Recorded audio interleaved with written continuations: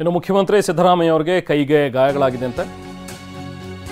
ಮುಖ್ಯಮಂತ್ರಿ ಸಿದ್ದರಾಮಯ್ಯ ಅವರ ಕೈಗೆ ಗಾಯ ಆಗಿದೆ ಅನ್ನುವಂಥದ್ರ ಬಗ್ಗೆ ಸುದ್ದಿ ಬರ್ತಾ ಇದೆ. ವಿಧಾನಸೌಧದ ಕೊಠಡಿ 313ರಲ್ಲಿ ಸಿಎಂ ಕೈಗೆ ಗಾಯ ಮಾಡಿಕೊಂಡಿದ್ದಾರೆ. ಅರ್ಜಿಯಲ್ಲಿದ್ದಂಥ ಒಂದು ಗುಂಡು ಸೂಜಿ ಚುಚ್ಚಿದ್ರಿಂದಾಗಿ ಸಿಎಂ ಕೈಗೆ ಗಾಯ ಆಗಿದೆ ಅಂತ. ಏನಾಯಿತು ಅಂತ ಹೇಳಿ ಒಂದು ಕ್ಷಣ ಸ್ವಲ್ಪ ಅಧಿಕಾರಿಗಳು ಕೂಡ ಅಲ್ಲಿ ಕಕ್ಕಾಬಿಕ್ಕಿಯಾಗಿದ್ದಾರೆ. ಅದಾದಮೇಲೆ ಗೊತ್ತಾಗಿದೆ, ಇಲ್ಲ ಇದೊಂದು ಜಸ್ಟ್ ಗುಂಡು ಸೂಜಿ ಚುಚ್ಚಿರೋದು ಅಂಥೇಳಿ.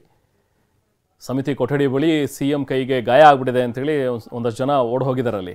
ಆಮೇಲೆ ಅಲ್ಲಿದ್ದಂಥ ನರ್ಸು ಅವರೆಲ್ಲರೂ ಕೂಡ ಹೋಗಿ ಸ್ವಲ್ಪ ಬ್ಲಡ್ ಕೂಡ ಬಂದಿದೆ. ಅದಾದ ನಂತರ ಅಲ್ಲೇ ಇದ್ದಂಥ ಕರ್ಚೀಪ್ ಸುತ್ತಕೊಂಡೇ ಸಭೆಗೆ ಬಂದಿದ್ದಾರೆ ಸಿಎಂ ಸಿದ್ದರಾಮಯ್ಯ.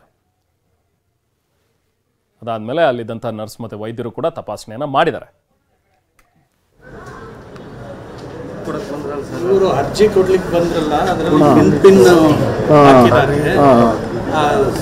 ಇದು ಇಳಿದಿದಾರಲ್ಲ, ಅಪ್ಲಿಕೇಶನ್ ಯಾರೋ ಇದು ಮಾಡಿದ್ದಾರೆ, ಆವಾಗ ಚುಚ್ಚಿದ್ದಾರೆ. ಹೌದು, ಇನ್ನೊಂದು ಸ್ವಲ್ಪ ಬ್ಲಡ್ ಕೊಡಕ್ಕೆ ಬಂದ್ರಲ್ಲ ಸರ್. ಇವರು ಅರ್ಜಿ ಕೊಡ್ಲಿಕ್ಕೆ ಬಂದ್ರಲ್ಲ, ಅದರಲ್ಲಿ ಪಿನ್ ಹಾಕಿದ್ದಾರೆ.